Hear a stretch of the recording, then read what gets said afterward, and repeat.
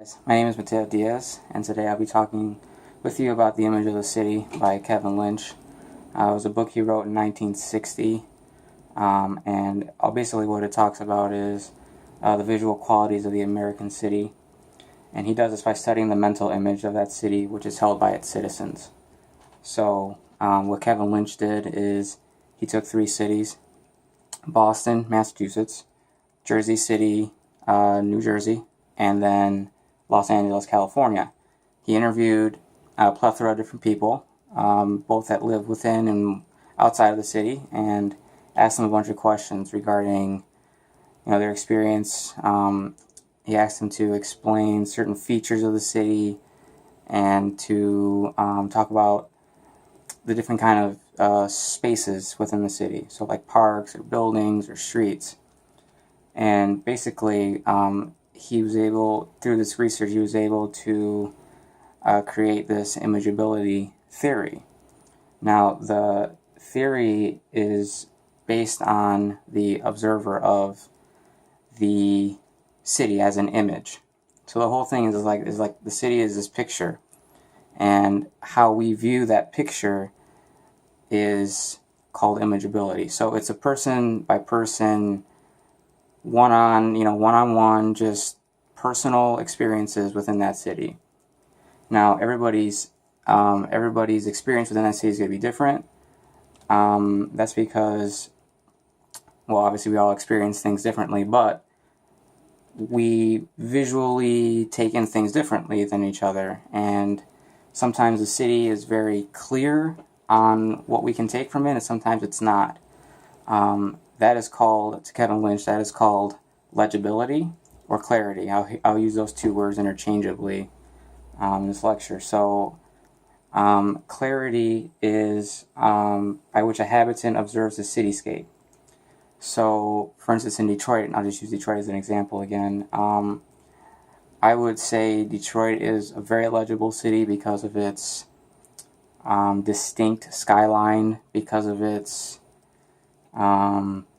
distinct streetscape in certain areas, and then other areas I might say it's not so distinct. So the legibility would be less in those areas and more so, say, on Woodward, and less on, say, Cass, for example. Now, the city's legibility is determined by the observable presence of Lynch's 5 elements of the city, which are paths, edges, districts, nodes, and landmarks. So, with this idea of legibility, mixing them in with the 5 elements, I can say, for instance, that a path, which is like a street or a walkable area within the city, I can say that a certain path is legible because I know I can see for 5 miles down the street, and I know what's at the end of it. I can see very clearly a destination, for example, versus, say, if I were in Los Angeles and I were just on a random street in the middle of residential Los Angeles, I may or may not know exactly where I'm at.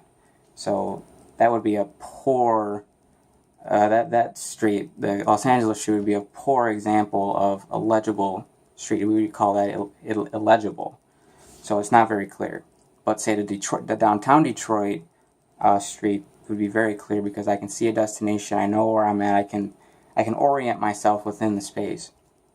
Edges is sort of the same thing. Edges is like a boundary between one place and another. So in Detroit, again, it could be the riverfront would be an edge, or an interstate would be an edge. A district is a particular portion of the city or the urban area that where one main thing happens there. So, like, for instance, our new district, if you will, District Detroit, that's the place where all the sporting events go on, or concerts, or hockey game, basketball game, for example. A node is a single point. It could be an intersection between 2 streets, or it could be, say, Campus Martius. One might say that's a node. And then there's landmarks. One might also say Campus Martius is a landmark, depending on how you define it. Or another landmark could be Hart Plaza, say. Or it could also be a node, because it's a place where, well, used to, where Woodward and Jefferson used to meet. So those are the 5 distinct elements of what makes basically the city legible. Those are the 5 things that we can look at. But basically there are a couple other things in conjunction with that Lynch talks about. He talks about rhythm, sensuous delight, as well as expression. This is what makes a city beautiful to him, and this is what imageability is really all about. It's about beauty. It's about experience. It's about knowing where you're at. It's about the place, the sense of place, and that to him is how he defines beauty. Now, because beauty is subjective, imageability and ultimately legibility of that image is also subjective for the observer. So that's basically what it is. And in doing research on those 3 cities, my take from it was everybody's opinion was a little different. But as I was reading, I started to see a pattern develop, and ultimately I think he was able to come down to a couple conclusions about the cities of Los Angeles, Boston, and Jersey City without even having to experience it himself. Through other people, he was able to surmise that, for example, Back Bay, which is in Boston, the north side of Boston, had a well-defined edge because people had a clear sight of the river, for example. So that's one thing he was able to take from it. And there are many other things or many other patterns that he was able to see like that in the other cities.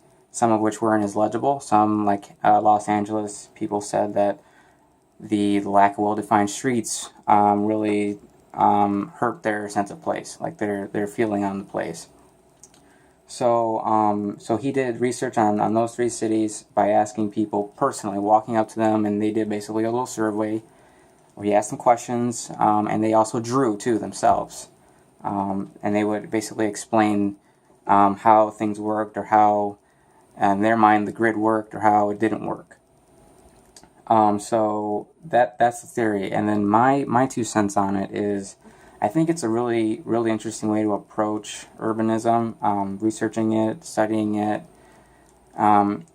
It seems like a pretty long, strenuous process to do this, but I think in the end it could be very effective because you're getting firsthand clues into the behavioral patterns of people within an urban space, which is what we're trying to do in urban design. We're trying to design spaces that look a certain way, that function a certain way, and that spatially have a significant and relevant expression of that place,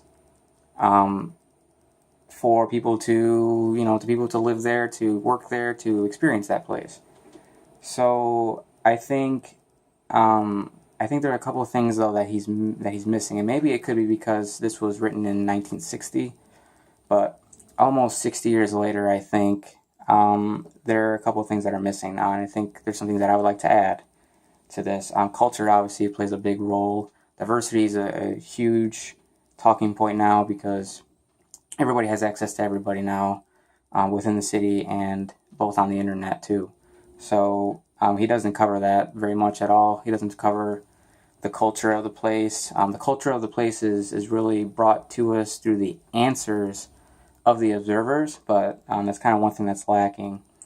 And then I think also the information, you have to really trust the people that you're talking to. It's very dependent on people knowing what they're talking about. And maybe if there's somebody that you don't think understands the question or what they're talking about, that's probably one source of information that you can't use. So you have to be very smart and selective about how you go about doing surveys and the interviews with these people. And I do agree that the 5 elements are key. These are 5 basic elements of urban design. But I think ultimately this narrative that he creates is very effective for cities now and in the future.